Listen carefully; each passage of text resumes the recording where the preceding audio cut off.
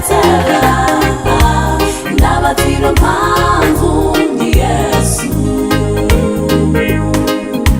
ndabatira mpamvu ndi Yesu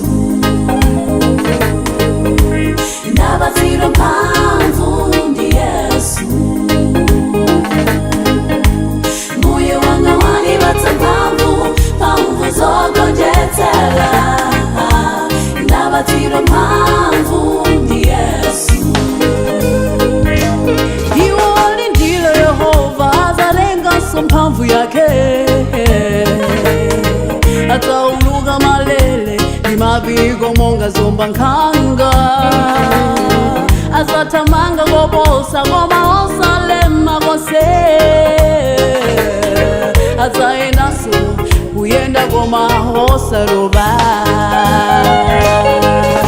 ndabatira mphamvu ndi Yesu ndabatira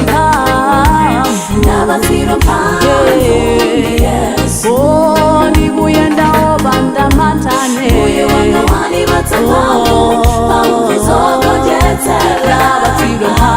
ndabatira mphamvu ndi Yesu ndabatira mphamvu ndi Yesu Yesu wandibatsa mphamvu ndabatira mphamvu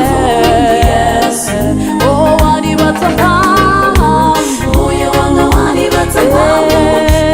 zogonjetela wandibatsa mphamvu ndabatira mphamvu ndi Yesu Mbuye wandibatsa mphamvu zogonjetela zoipa ndingayende mchigwa cha mtunzi wa imfa sindidzaopa